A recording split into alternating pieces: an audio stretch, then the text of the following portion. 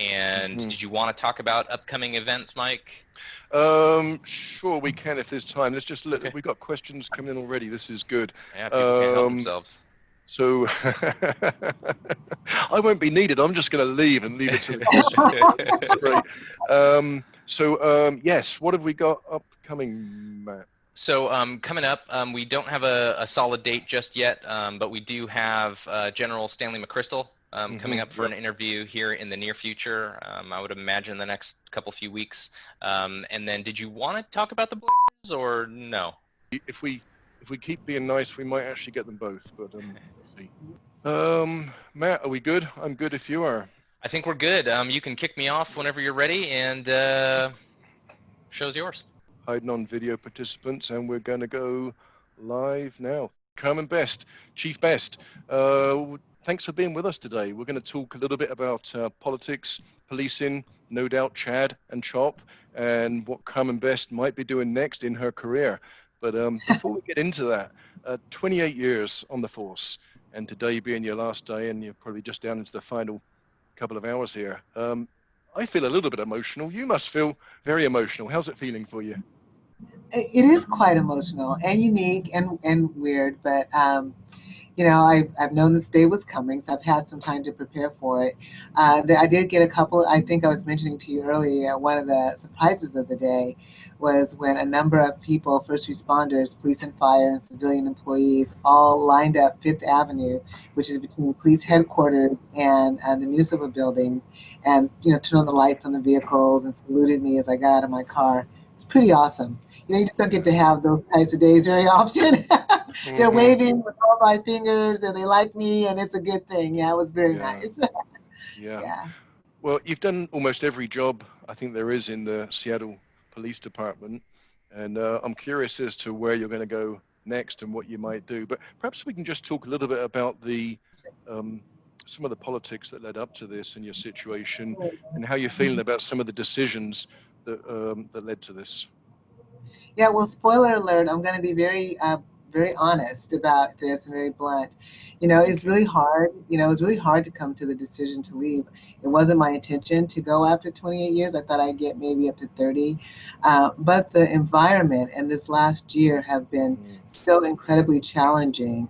And I thought after weighing everything out that because of that, mostly political environment, that it was really critical that I, you know, that I make the decision that I make really for the betterment of the organization. And I think that it worked for the betterment of the organization. So essentially, without going through every layer of detail, but just the critical pieces are, you know, first we had a mass shooting in January, the biggest in the city, and a lot of issues around open air drug markets. Then the pandemic hit, and we were the first agency to have to deal with how do we respond, personal protective equipment, all those things around it. Then we had the challenges after the murder of George Floyd with demonstration after demonstration, a number of people who were showing up at those demonstrations who were intent on, you know, criminal behavior, in my view. So we're dealing with all of that and the tear gas and the pepper spray. Then out of that came the CHAZ that became the CHOP, the Capitol Hill Organized Protest. And then right after that, you know, this whole issue to defund policing, which is pretty much, you know, the most critical and tough issue to deal with. You know, I felt like we were already understaffed as an organization. And if we were looking at changing policing, I'm all for changing because everything evolves and changes. That is the natural, you know, progression of things that happen in life. You know, as the world changes and things change, you know, we have to keep up and catch up. I was really bothered that our council was having a number of these meetings with a few different groups, but they really weren't including the police department as a part of that discussion. And really, in my view, the vast number of community members who are going to be affected by those decisions were not being included in the discussions. It felt like it was a great mantra, but there needed to be some bones and some meat behind it. So what does that mean if you defund? And if you take 50% of the people away for an organization like ours that has 800,000 calls a year for service, which we barely can keep up with, you know, who's going to take those calls? How are they going to be answered? How will the service be provided? I'm not saying it has to be the police department, but you will have a gap there if you take away 50% of the resources without a clear plan about how to move forward. and I really wasn't included in that conversation. It was made very clear to me that the council, the city council in particular, was going to continue with this defund movement, and it was very stressful. And part of that meant for us, if you take away 50% of our officers, we've gone on this major recruiting campaign, which, by the way, the council helped us pay for, $1.6 million to get, a diversity, which I am super proud of. I love having diversity. Right. We want to reflect the community, of course. And so now we've hired these great people, I mean, awesome people that any Fortune 500 company would want. Everybody's got a degree, and most have an advanced degree, but they have chosen to come into the police service. And I felt very honored by it, and I thought we did a great job. Now we're going to have to lay those people off, because typically the last in is the first out because of union rules and everything else. So I just did not want to be the person. I think if anybody saw the press conference, I had read dozens and dozens of emails, but one in particular that stood out about this young officer who, African-American man, who was saying, I got to serve in the Coast Guard under Obama, and I was very happy to serve in the police department under you, African-American female, and he'd been a public defender and a social worker. I mean, just well-rounded, smart, wonderful person. And he's going to be one of the people that we would have to let go. And I felt very duplicitous. It's like we lured these people here. We gave them a $15,000 lateral bonus. If you came from another agency, we would give you $15,000 to come here. And if you were a new hire and you did it within a certain time frame, we offered them $7,500 to come on early.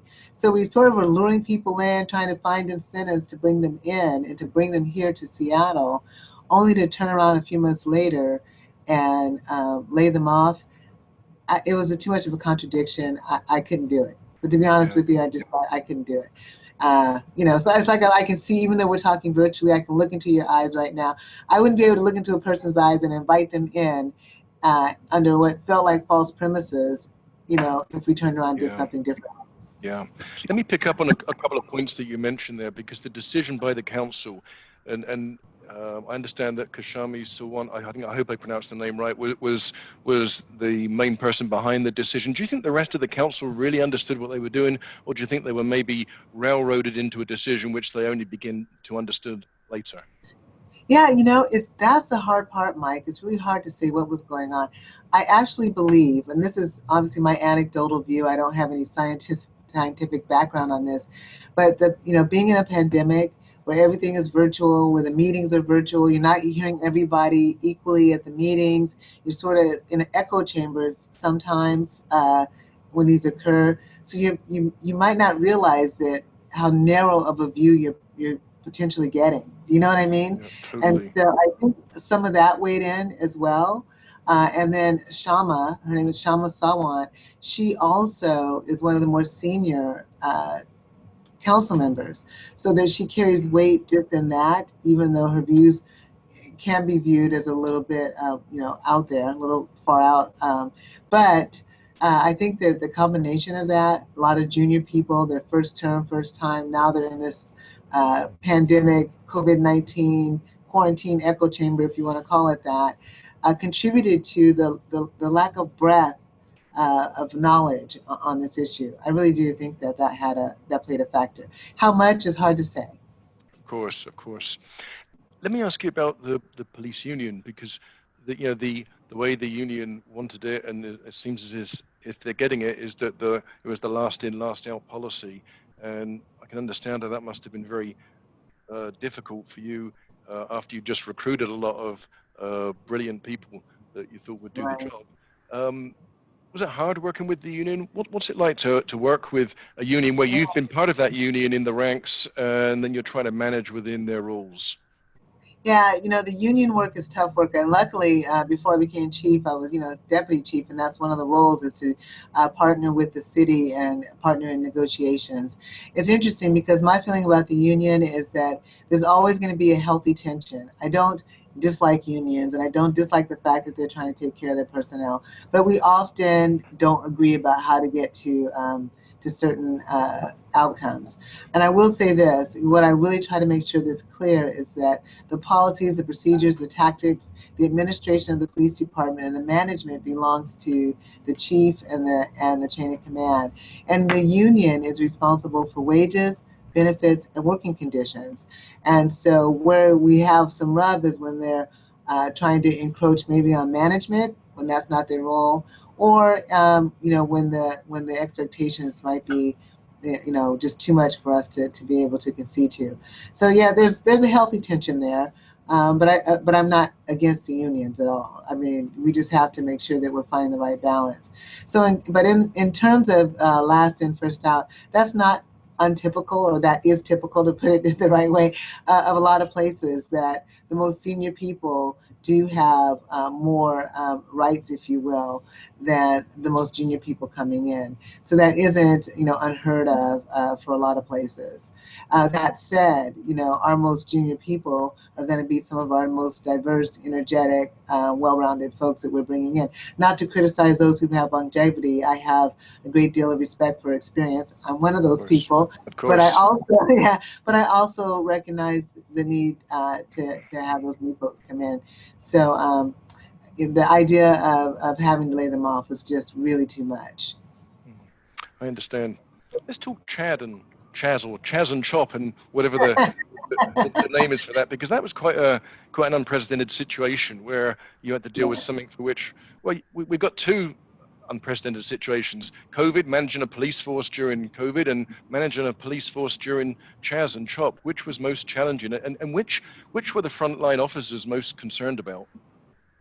But I think they both were very challenging in very different ways. Certainly, I had a lot more sleepless nights over CHOP, I think. I think Chaz, which is the Capitol Hill Autonomous Zone, and CHOP is the Capitol Hill Organized Protest. So it changed from one to the other somewhere in there midstream. It was really difficult. I hope to one day be able to put that in writing at some point. I don't know if I ever will, but because even to encapsulate all the different variables is really hard to do. I will say that, we had a number of demonstrations. I'm going to try to synchronize this and make it as tight as possible. But we had all the demonstrations. They weren't, every night after night. We had barriers. We thought if we lifted the barriers, the suggestion was lift the barriers, let people come closer. That might prevent some of the zones where we're having the most amount of conflict. So we did that. It became, really unsafe to keep the officers in the precinct for that time, especially with the threat of fire. So the officers left the precinct. We're going to supposedly come back.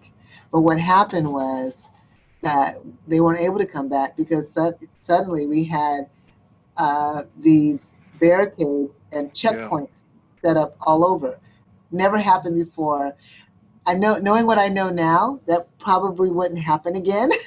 But we had this situation where we didn't even know what we had. Really, it's just like, who are these people and what are they doing? And so, and there began Chaz. If you want to know the truth about it. And we weren't. And when you say knowing, if I can ask, when you say knowing what you know now, it wouldn't happen again. What would you have done differently? Well, we first got there. We were sort of trying to figure out what they were doing with the barricades, what's going on. There were some armed people there that were, saying this is sovereign land, and it was just a very oddball, situation. And the captain and the sergeant who initially made contact with them were asking questions and just more curious about, okay, what are you doing here, and what is this? And they brought the video to us like hours later to talk about, here's what we've seen. Again, very new and unknown. So we had no idea what would be to follow. I mean, there's no way to contemplate something like that, simply because we know it's never happened before. Right. So it started, it began. There wasn't a lot. A lot of folks were not as upset by it, certainly as I was, because I kept saying, these folks are on public property. They've just taken over the property. Really, how does that happen? How does it seem like a sci-fi movie, to be honest with you? But yeah, it's like, and then they came in and they landed and they took over the blocks, But we were trying to figure out how to maybe negotiate, how to find a leader, how to figure out what we were going to do here, how to make things end peacefully without, some sort of quasi-Waco situation. So there was a lot of thought going into that, and we met with some of our federal partners who had behavioral analysts who worked all over the world, who this is what they do, is they analyze, they can give information, they can help you deal with certain types of behavioral things or characteristics and ways to approach it. So we were asking them, I was asking them, along with a couple of my commanders, help us figure out how we can better communicate and deal with these issues, and what's the game plan and that whatnot. And their answer to me was, hate to tell you, Chief, but no place in the world have we ever dealt with what you're dealing with in Seattle. We've had coups, we've had groups come in and want to take over, we've had Occupy.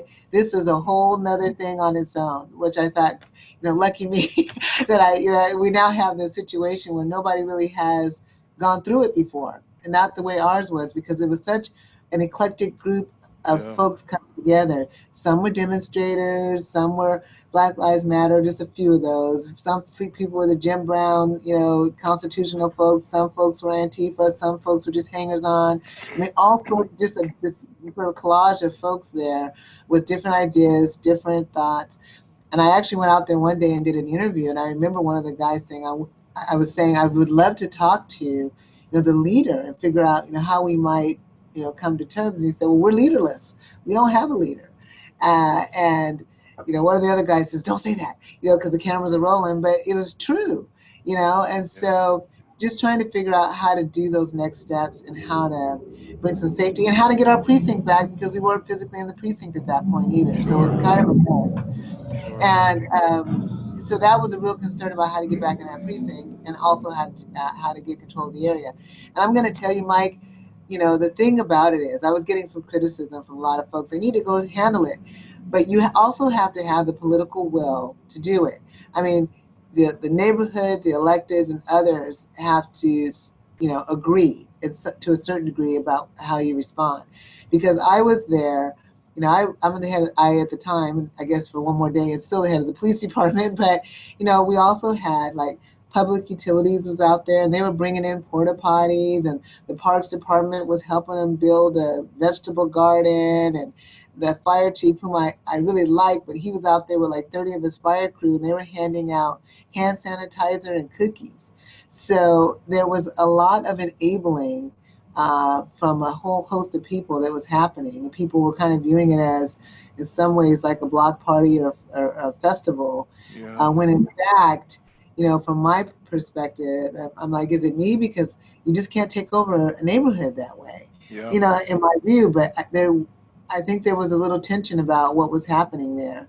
And then certainly as time went on, it became very lawless and crime involved. Go ahead. I think you have a question. Or well, I've got this view. You described it as a sci-fi scene, and I'm thinking you're there, and you've got Chad Wolf from the Department of Homeland Security calling you on the one hand, and you've got Jenny Durkin on the other hand. I mean, you must have been right in the middle of different politics and thoughts, and it must have been pretty difficult to manage the personalities around you as well as the situation on the ground.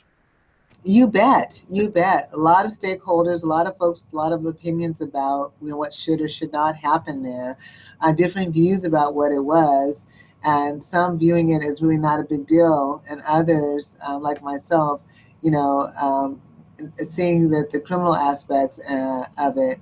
And during the day, maybe not quite as bad, but in the evening in particular, there was a lot of lawless behavior going on, and I was quite concerned about it for a long time before we even had the first murder, And then once that happened, people started to realize, oh, maybe this isn't as safe as we thought. I want to take a couple of questions that we've got coming in here, Sure. And I just want to kind of move the conversation a little bit, if I can, before that to Black Lives Matters.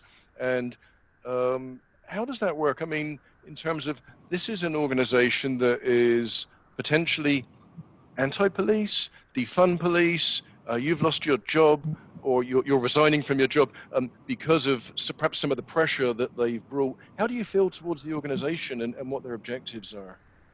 Yeah, I don't think that Black Lives Matter was the reason that, I left. I mean, I actually support, their mission to make sure that we do focus on anti-Black behavior and anti-Black, racism in particular. I mean, and so why would I have a problem with that? I mean, I think that that's really a relative issue given the history that we have in this country, given the history we have even with law enforcement in this country. It certainly is a worthy topic for us to all be discussing. So, you'll find no issue with me on that.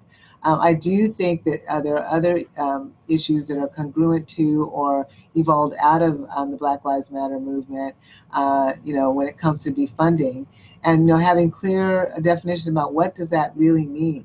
If I've heard people say it means that we're going to divest from one entity and invest in another, then let's have a plan for what that is. Who are you investing in, and what are they doing, and how are they going to make things better? So if there's a real plan to do that, then we probably should be doing that. I think that the police have by default picked up a lot of activity and a lot of responsibility that maybe could be handled elsewhere. But I think we need to be thoughtful, and I believe that that is what Black Lives Matter is leaning toward in a lot of ways. Mm. So we've got quite a change in landscape going on at the moment in terms of policing and how people view policing. How do you think history will look back on it in 5-10 years time in these events we've got going on right now? No, I honestly believe that we're going to make some progress in policing. We are not going to wind back everything in a day. It took a lot of years for us to be where we are. Obviously, we still have a ways to go, but I think we've come a long ways too, and I think we should acknowledge both. It's not one or the other; it's both and. It's been bad, but we've improved, and we need to continue improving. For us in Seattle in particular, we've been under a federal consent decree. We've been working on reforms for almost a decade now. So a lot of things: transparency, accountability, the discipline system, force review boards, and all those things that have evolved, all the training, the de-escalation, the crisis intervention, all of that over time through the reform effort. So I think that's really important that we have that. And yet, we still almost every week can see another African American either dying or injured at the hands of police.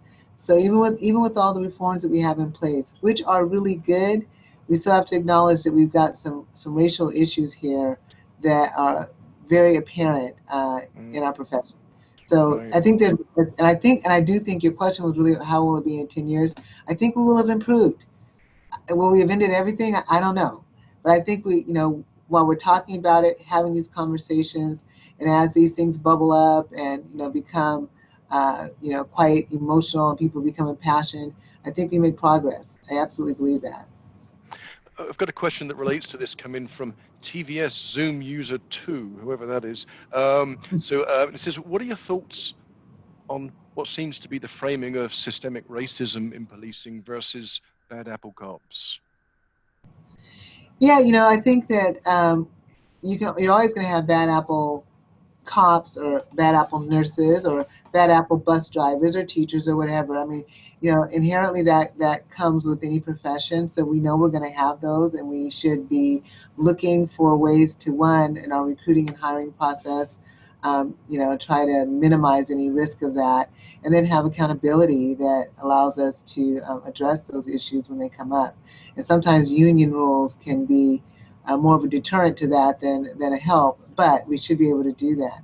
But systems is a different thing. When the institution itself has practices in place that inherently create disparate outcomes for people of color or poor people, then we got to start peeling back those rules for the systems, and those are two different things.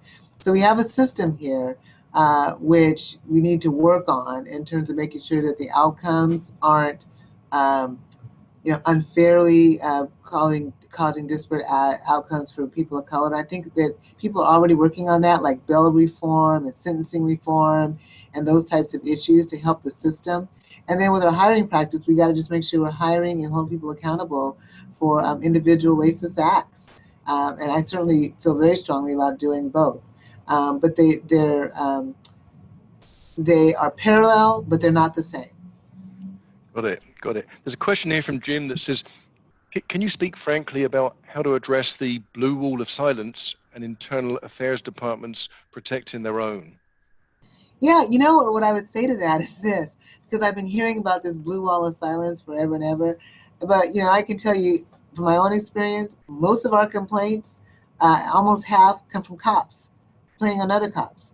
So I mean, whatever that wall of silence is, these people tell on each other. They let people know, and I think that that's part of it. You can build a culture that says, we expect people to report, racist behavior, bad tones, rudeness, and that kind of thing. And if you don't report it, and we know you were there, and it gets reported by somebody else, then you're all in trouble, because that is something we do. And we have a duty to report these things. I don't believe that there's as much. I believe that maybe at one time there probably was much more, but I don't believe there's as much of this wall of silence as people might think. Especially when I know that a number of the things that are reported to me, even things where there's terminable offenses, come from cops themselves. Got it. Thank you. Thank you. I've got a question here about tear gas, and I was curious about asking as well myself about that, because my understanding, if I've got this right, Carmen, was you were that there was a vote by the council to not use tear gas. It was blocked, but you said you wouldn't use tear gas anyway. I don't know if I got the facts on that right. Yeah, there's a little bit around that. There'll be much more in all of the federal lawsuits, but let me just say this about tear gas. It's always been an option of what we call less lethal munitions to use for crowd dispersal purposes. So we have blast balls and pepper spray, and tear gas as a more heavy dispersal. And we've used it over time, and it's all been vetted and even approved by the federal court and the Department of Justice. But when we had this last round, this was particularly unique and interesting, and we still haven't got full resolution. But when we had this last round of demonstrations and protests, we had embedded there were 10,000 or more protesters, that would show up in a pretty confined area, and embedded with them, I'm going to estimate between anywhere from 500 to 1,000 people who just were there to do bad acts. They were throwing rocks, they were throwing bottles, they were throwing projectiles, they were lighting off M80s, all of it. And this isn't, something that I got secondhand, because I was literally standing right there watching as this occurred. So this is me telling you I was there and I saw it. Then we issue an order to disperse, or unlawful assembly, which means people, everyone there needs to, leave. Right. So technically speaking, when you issue that type of order, anybody who's still there is violating a lawful order to leave, and we can use less lethal munitions. But what happened, and this is a true story, I'm literally on one side, and there's all this stuff happening. My family members are on the other side, peacefully demonstrating, and they're like, "What, Mom? What in the heck is going on? Why are we being?" But I said, "Well, it's not for you. It's because of this other group that's embedded in the group that's doing all this stuff." But so many people, it was very clear to me, because I had so many friends who were at the demonstration participating. They didn't hear or didn't know about the order to disperse, so that was a problem. And they were there peacefully, so they felt very offended and affronted that they were sort of getting tear gassed when they weren't doing anything wrong. So I did understand that and get that point, and I explained, why we were trying to disperse the crowd. And so we're going to have to figure out a resolution to that, because that's what really got us, me particularly, in hot water. It was like people who just showed up who weren't engaged in criminal activity basically had to deal with the same repercussions as those who were. And while that has happened before, not in the sheer vast numbers is what we were dealing with during this last round of protests. So because of that, we had the self-imposed restriction on the tear gas, unless it was one, approved specifically by the chief, and only for a life safety situation. So I thought, okay, we'll just try to minimize it. But then we had a life safety situation, in my view, and I authorized it. And in the meantime, the city council had said no use of anything, pepper spray, blast balls, tear gas, or any of it, which is highly restrictive, which only leaves us with, if you don't have your pepper spray or anything like that, all you have is your riot baton and your handgun. And neither of those are things that we want to see used as a primary source of crowd control. So we really need to figure out a good balance there about how we can respond better, not affect people who are there, being peaceful, but also we can't stand there and let people throw rocks and bottles at the cops. And I have a responsibility even through labor and industries to make sure that the officers are not unduly put in harm's way for like that. I mean, police and fire are the only people who can sue their employer for failure to adequately, equip them. Sounds like a no-win either way. I've got another question here from Will, and I'm going to see if this works to promote him as a panelist, and we'll see him. He did say camera, so just a reminder to everyone, if you put camera in the question, I'll bring you on. I'll only do that if you put camera in the question. Will, hi, how are you? Thanks for joining us. We need some, if you can turn the mic on, Will, that will help us hear you. My fault. Sorry about that. Thank you, Mike. Congratulations, Chief, on a fantastic career, and in the end, being an incredibly principled person. I hope you're very proud of that. You did Thank explain, you. I did hear the interview today on NPR, and you explained that the decision you regretted was the use of chemical munitions. You also said, though, that you did get a reaction from the protesters by using that you didn't expect. Is that what you were just referring to right now, where your own family members were caught up in that? Yeah, definitely. So again, the whole point of it is to disperse the crowd and do it as safely as possible. And I think there's a lot of evidence out there that says it's much safer to have that chemical irritant than it is to have, batons and other types of, equipment. But yeah, that was hard, because typically when we've had these large, incidents like that and people and the crowd is mad, the entire crowd is sort of that way. But now we've got, like when we have May Day, for example, we have a number of, Black Bloc Antifa that come up, and it's a group of people, doing this. But in this case, it was a group of people in a much larger group of people. And if I could do it, if I could have made any change, I might have rethought how we did that deployment. But I was consistent with our tradition and our training. But the crowd was just a different crowd. It was a different size, different tenor, and different issues and tactics. And we still are working on, and I'm working with, and now I'm turning it over to my successor, but we're working with the International Association of Chiefs of Police and the Center for Policing Equity to figure out how we might manage when we have these types of crowd situations. Because we're not the only city who's dealing with that. Paris has had it, London and other cities as well around the world. So how we might be able to deal with crowds without, swooping up everybody into the response. Well, Chief, thank you for your thoughtful service. It's much appreciated. Thank you. Thank you. I appreciate it. Thanks. Will, I'm just trying to work out how to remove you now. Thank you. A couple of other questions on police, and then we'll move on to a couple of lighter other topics, if we can, Carmen. Okay.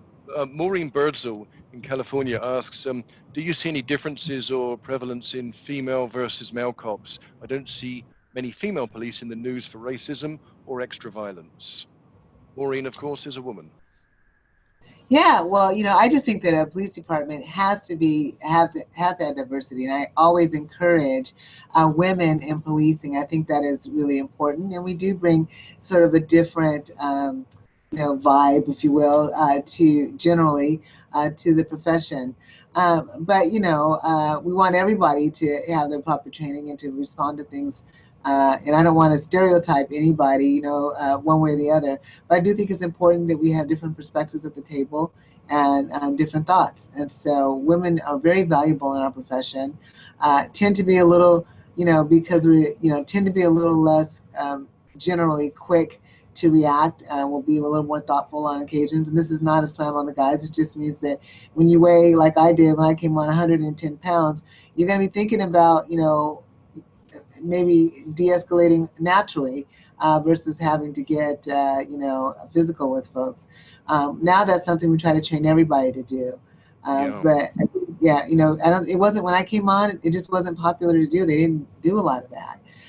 But now we really work on time, shielding, and distance, creating time. There's no rush, get yourself behind some cover, get some distance in between you and whoever the issue is. You don't need to rush in and start grabbing people and handcuffing and all that.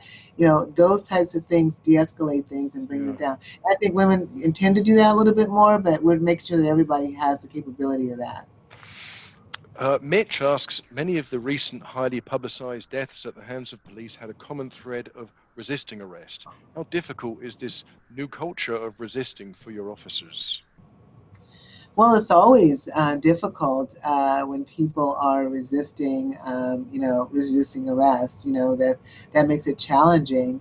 I think that though there's an expectation that we have tactics, we have planning, we have training that allows us to effectively make those arrests without having to hurt people or having to certainly to kill people. We don't want to do that either.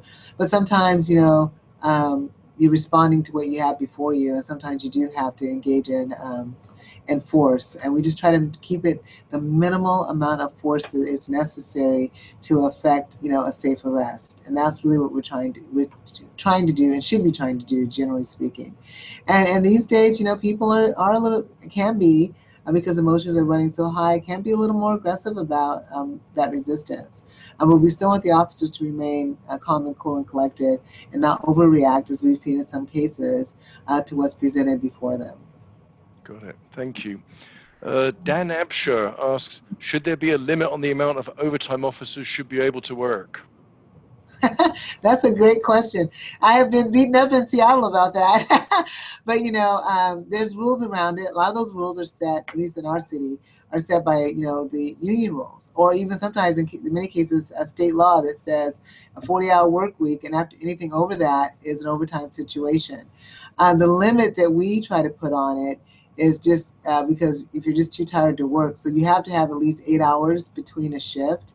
So if you work, that 16-hour day, then you have to have 8 hours off before you can come back to work. So that's the way that we limit it. But a person could do that several days in a row if and not be in violation of a policy. I think we need to consider it much more. Wellness in policing is now the new thing, right? People are like paying attention to how much sleep people are getting, how much rest they're getting, how much stress they're under, how much post-traumatic stress they might be experiencing.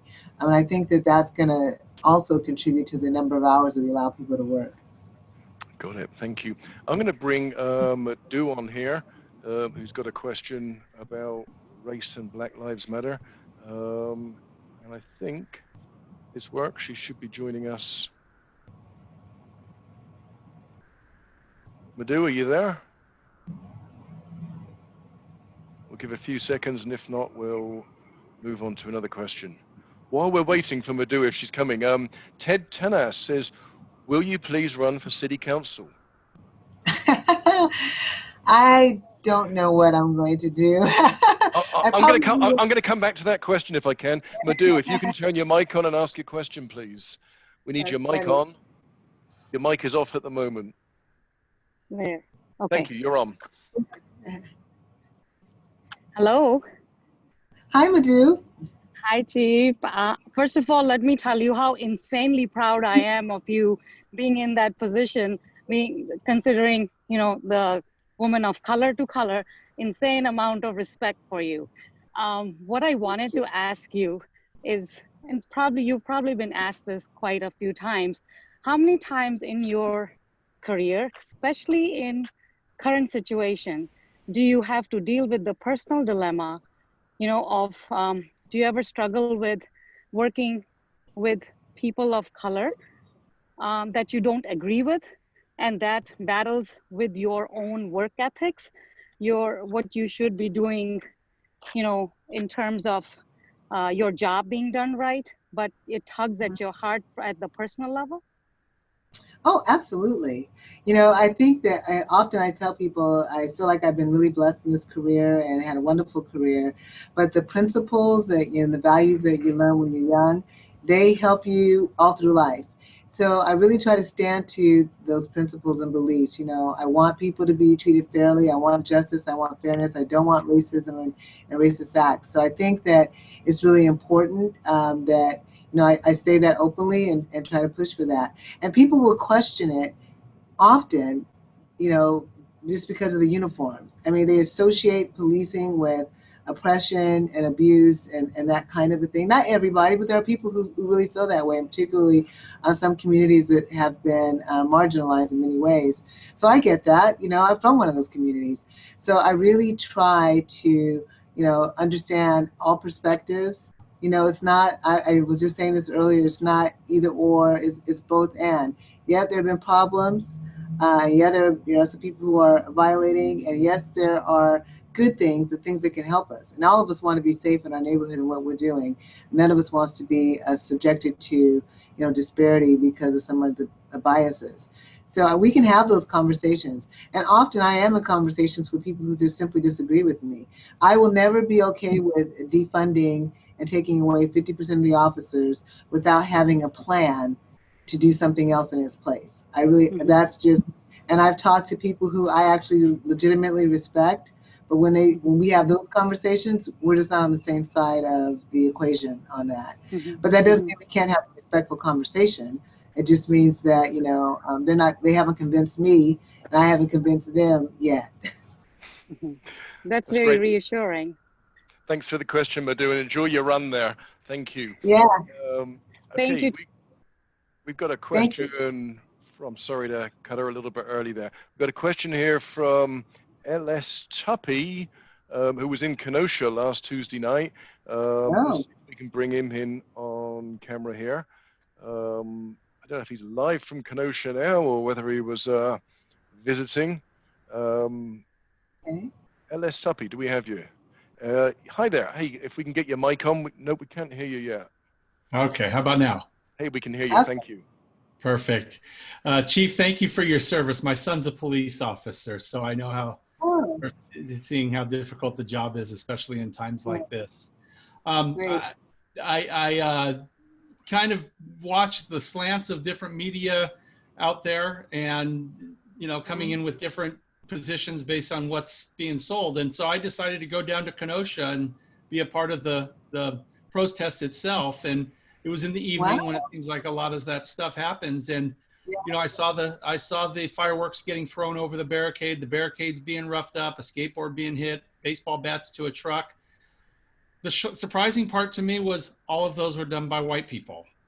And it was interesting to see, when you see the reports of all the violence and the looting, but yet on one side you have a group that's trying to peacefully protest for equality and fairness and rights, and yet that message doesn't happen. Did you see that at all in Seattle and in your experiences? I have seen a little bit of that. I have seen a little bit of that. I think that, like I said, we had a Black Lives Matter protest, that is, here in Seattle that had from estimates from between 66,000 to 85,000 people attended.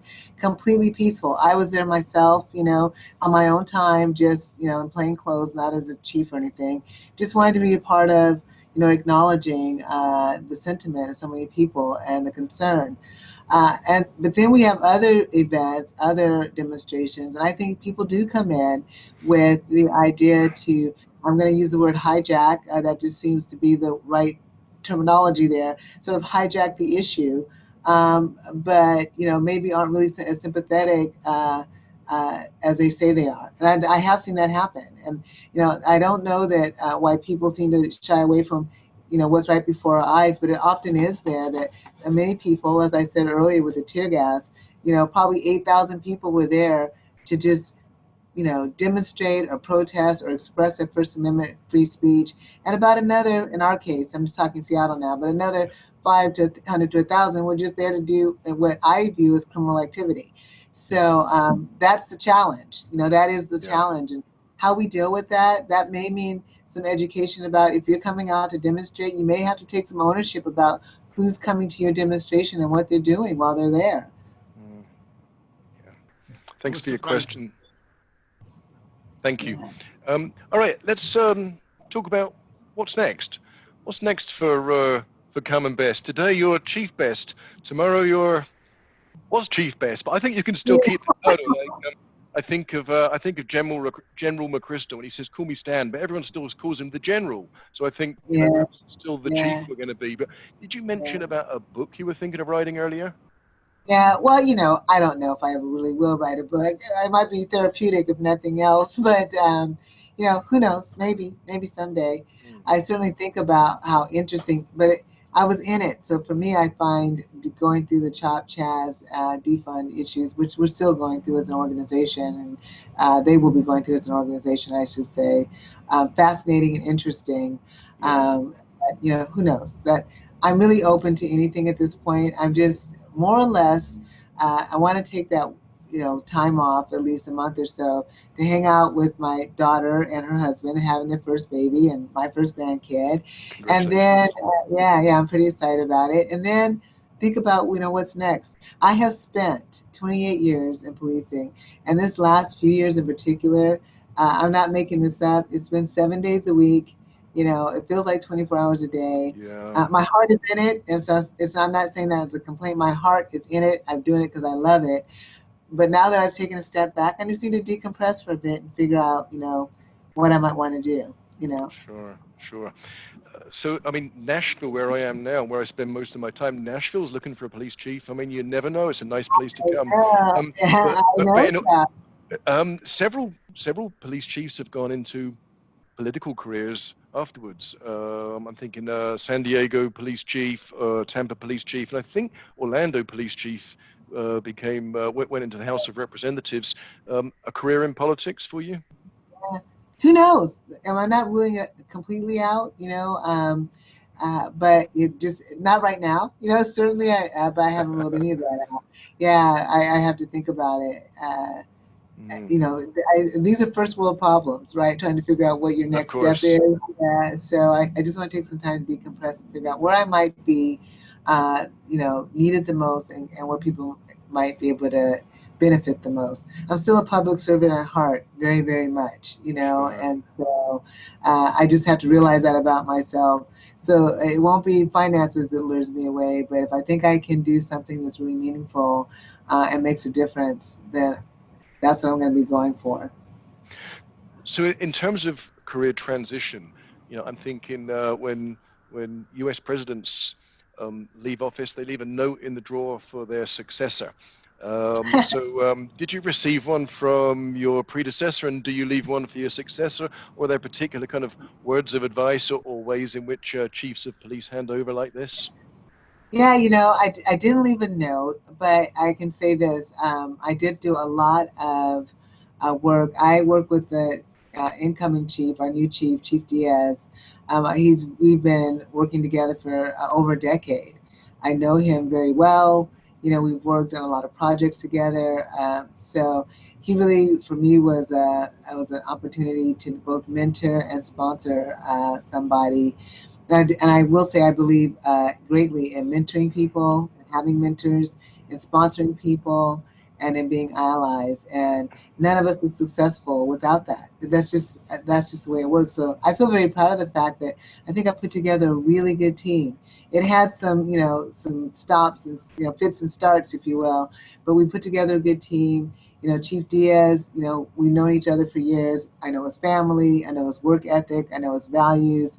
Certainly he's seen me go through some challenges, and we talk about, what could have gone better, what could have gone worse, how he might have done it. So he's ready on his own right to do what he needs to do. And I felt like my boss, my former boss, before I became the chief, did the same thing for me. And she literally gave me a seat at the table. Like when Major City Chiefs has this big meeting, and there's this huge table with 67 major city police chiefs sitting around it. I was the deputy chief, and she literally got up and left and said, I'm going to go do whatever it was she's going to do. I need you to sit at the table, and you need to be there to answer questions and do whatever. Which, was a great honor, and didn't want to let her down. But also, I, at the time, was sitting next to Bill Bratton, who had been the chief in NYPD and the chief in LA, and then went back to NYPD. And I'm this deputy chief in Seattle, and I'm thinking, okay, I'm next to Bill Bratton. I don't want to say anything wrong or do anything stupid right now, because I just held him such high regard. But fast forward to 3 or 4 years later, and we can sit and have a conversation because I've grown. And I think her bringing me to the table, her bringing me in the room, her introducing me to the people within our profession who were decision makers and had a lot of experience, helped me to grow. I've tried to do that same thing, with the people who worked for me. Yes. Worked for you. Just a few hours to go.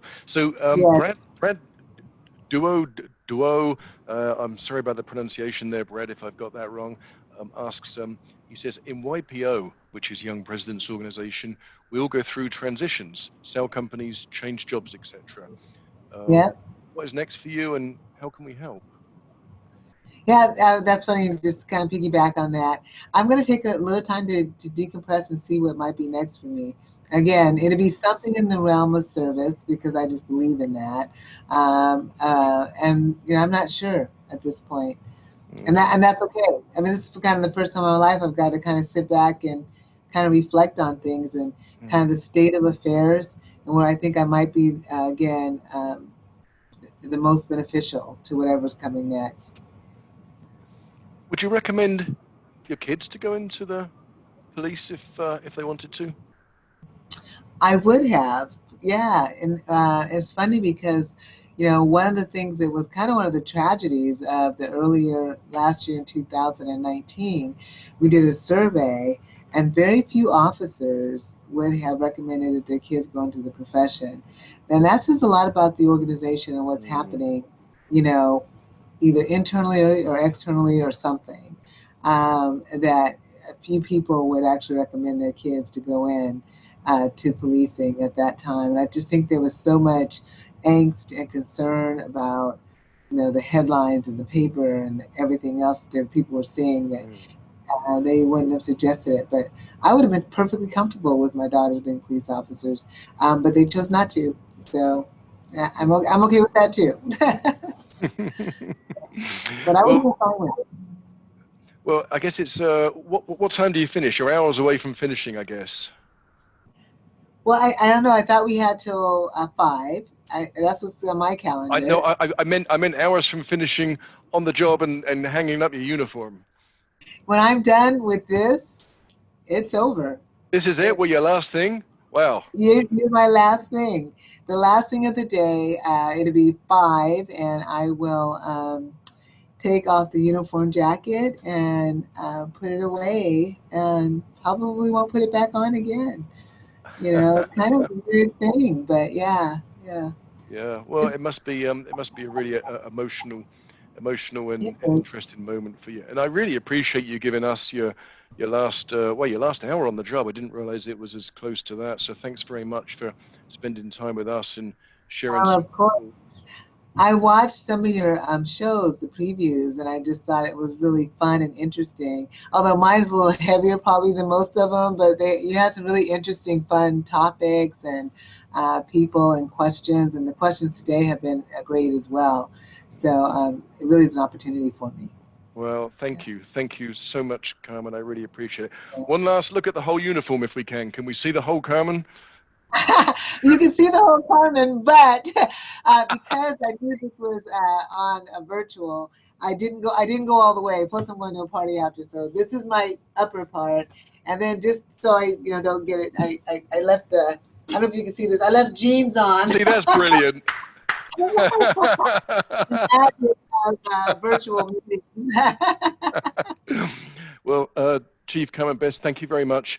Good luck with your future career, and thanks for everything you've done for Seattle and for the people there. Thank you so much. Yeah, Mike, thank you for having me, and thank you everyone who joined in and listened in, and please stay in touch. Thanks, Carmen. Thank you. All right. Bye-bye, all.